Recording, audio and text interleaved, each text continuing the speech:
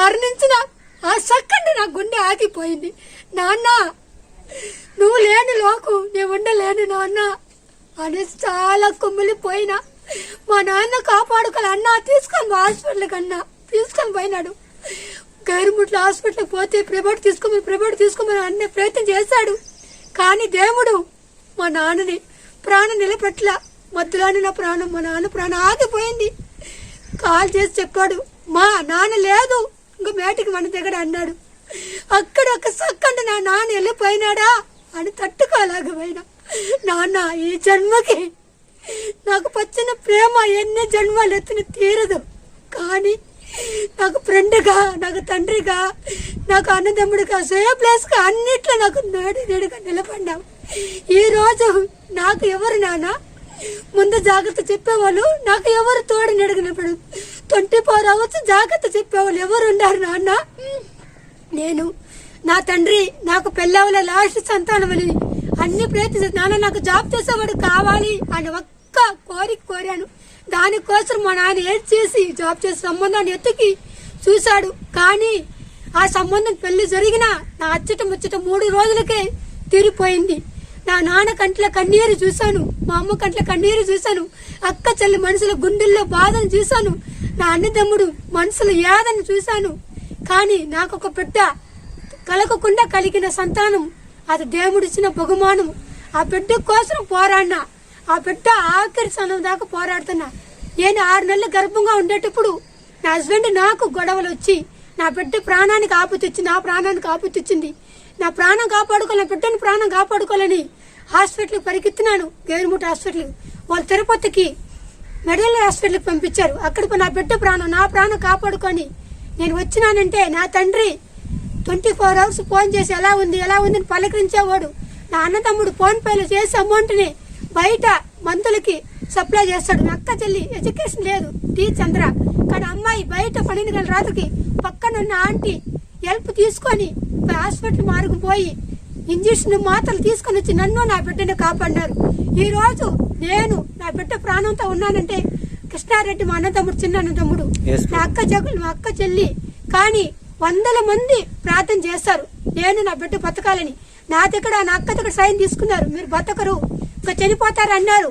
ఆ సమయంలో నేను ఉన్నాను అనేసి ప్రభు వచ్చాడు. యేసు ప్రభు 7 మంది ప్రార్థన చేశారు. ఆ రోజు అనుకున్నా, తండ్రి నేను నా బిడ్డ ప్రాణంతో బతికి బయట పడితే నీ పేరు నా బిడ్డకు నామకరణం చేస్తాను అని మనసులో అనుకున్నా. అందుకే నా కూతురు పేరు ఏంజల్ పెట్టాను.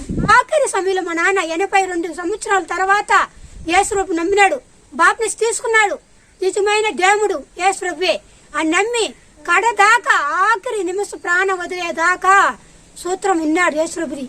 లాస్ట్ లో కూడా తండ్రి నా ప్రాణం నీ సంతకు వస్తాంది, నువ్వు నీ దగ్గర నేను వస్తున్నాను తండ్రి అనేసి ఆయన మనసులో ప్రార్థన చేసుకున్నాడు. నా దగ్గర చెప్పాడు, నిజమైన దేవుడు అమ్మా, అందరు నమ్మండి, యేసు ప్రభుని ఆరాధించండి, ప్రేమించండి అన్నాడు. కలిసిమెలిసి బతకండి, ఐకమత్యంగా ఉండండి. నా తండ్రి మట్టుకు కలిసేటప్పుడు నా అక్క చెల్లికి తండ్రి ఏం చెప్పాలి ఒక కొడుక్కి, నాన్న చంద్ర ఉంది ఆ అమ్మాయి బాధ్యతకి, ఆ అమ్మాయికి నువ్వు ఇవ్వాల్సింది బాధ్యతలో కడ వరకు అమ్మాయిని కడ చేసి అమ్మాయికి ఇవ్వాల్సింది అమౌంట్గా ఇస్తావో లేకపోతే నీకు ఒక పొలం తరపున ఇస్తావో సెటిల్ చేయన్నాడు. చిన్న పాప ఇక్కడ నమ్మి వచ్చింది. ఆ పాప భవిష్యత్తు మధ్యలోనే 3 ముక్కలుగా అయిపోయింది. జీవితం సుఖపడితే సంతోషంగా కాపురానికి పంపి, అటు లేదంటే ఆ పాపకు తోడు నీడక నిలబడు లాస్ట్ దాకా నా తండ్రి అన్నాడు. నా తండ్రి స్థానంలో నా అన్నదమ్ముడు మంచి సడ్డ నాకు నా బిడ్డకి తోడు నీడ నిలబడి 2.5 నెలలకు పనికి పోకుండా ఆయన కాలేజీలో సిద్ధార్థ కాలేజీలో అసిస్టెంట్ గా పనిచేస్తాడు. వర్క్ చేయకుండా నా కోసం నా బిడ్డ కోసం హాస్పిటల్కి ఇంటికి అన్నిటికి తిరుగుతున్నాడు. నా అన్నతను ఈ జన్మకు 10 నెలలు మోసిని కనింది నా తల్లి అయినా, నన్ను మా తండ్రి దగ్గరించి చదివించి నాకిద్దరు నేర్పించిన మా తండ్రి అయినా, ఇప్పుడు నా తండ్రి మట్టిగా కలిసిపోయినాక తండ్రి స్థానంలో నుంచి నా అన్నదమ్ముడు నన్ను కరేస్తున్నాడు, నన్ను దగ్గరించి నన్ను అన్ని చూస్తున్నాడు.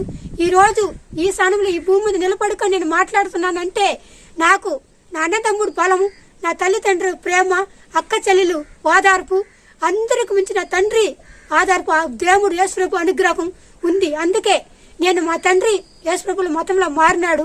కానీ కొన్ని కారణాల వల్ల మేము బైబిల్లో ఉన్నట్టుగా మేము సమాజ్ చేయాలనుకున్నాం. కానీ మా బంధువులంతా వాళ్ళ స్వార్థానికి బలి చేసి వాళ్ళు హిందూ సాంప్రదాయ ప్రకారము వాళ్ళు సాంప్రదాయ ప్రకారం చేసి మా నాన్నని బూడ్చారు. కానీ అనుకున్నా నేను ఏం జరిగినా మన మంచిగా జరిగింది, జరగబోయేది మన మంచికే, జరుగుతున్నది మన మంచికే. అప్పుడు ఎవరు మనసులో ఏముంది, ఎవరు ఎలా నడుచుకున్నారో, ఎవరు ఎలా మాట్లాడుతున్నారో, ఎవరు మనసులో ఉండే కుళ్ళు కుత్రం అంతా బయటపడింది. దానికి సాక్షి మా నాయనే. ఎందుకంటే హిందూ సాంప్రదాయంలో వాళ్ళు స్వార్థానికి మమ్మల్ని మనుషులను బాధ పెట్టారు, గాయం పెట్టారు. ఆ బాధలు గాయం పెట్టినా అందరూ మాకు శత్రువులు కాదు, మిత్రులే. ఎప్పుడు ఎవరు మాకు శత్రువులు కాదు, అందరూ మిత్రులే. మా ఆదరణ కొడుకు మా నాన్నకి చేసాము. కానీ మా నాన్న ఉండేటప్పుడే మా నాన్నకి మేమేమనుకుంటాం, నాన్న నీకు అమ్మకి సన్మానం చేయాలనుకున్నాము. కానీ మా నాన్న అంత దాకా దేవుడు మా నాన్న భూమి మీద పెట్టలేదు. మధ్యలోనే మా నాన్న ప్రాణాన్ని తీసుకొని వెళ్ళిపోయాడు పై లోకానికి. కానీ మా నాయనే ఉండేది ఇప్పుడు ఎక్కడంటే కింద నరకంలో లేదు, స్వర్గంలో ఉన్నాడు. ఎందుకంటే దేవుడి దగ్గర చేరిపోయాడు. ఆనందంగా ఆయన పాపాలన్నీ కడిగేసి ఆయన పుణ్యానికి లోకానికి పోయి స్వర్గంలో కూర్చున్నాడు. అందుకే మీరు అందరూ ఒక్క నిమిషం మీ మనసులో ఉన్న మాట దేవుడితో ప్రార్థించండి, ఆరాధించండి. ఏ మతము చెడ్డది కాదు, ఏ కులము చెడ్డది కాదు. అన్ని మతాన్ని ప్రేమించండి, నమ్మకం పెట్టండి దేవుడి మీద. మీరు మనసులో ఉండేది దేవుడికి చెప్పుకోండి. ఈ బాధలన్నీ కారేస్తుంది. ఒక్కటి, బైబిల్లో పూలు పెట్టుకోవద్దు, బొట్టు పెట్టుకోవద్దు, గాజులు వేసుకోవద్దును ఏ బైబిల్లో లేవు. దేవుడు అన్నాడు, నీ మనసు నాకు ఇయ్యమ్మా, పరిమిత్తుగా ఇయ్యి, నన్ను నమ్ము, నన్ను ప్రార్థించు, నీ బాధలన్నీ నీకు తీరుస్తాను అన్నాడు తప్ప ఇంకేం చెప్పలా. ఒక్కటి, యేసుప్రభుని నమ్మండి, మనసులో ఆరాధించుకొని మీ కష్టాలన్నీ తీరిపోతుంది, అన్ని మంచి జరగనుకో. నా పేరు మునిలక్ష్మి.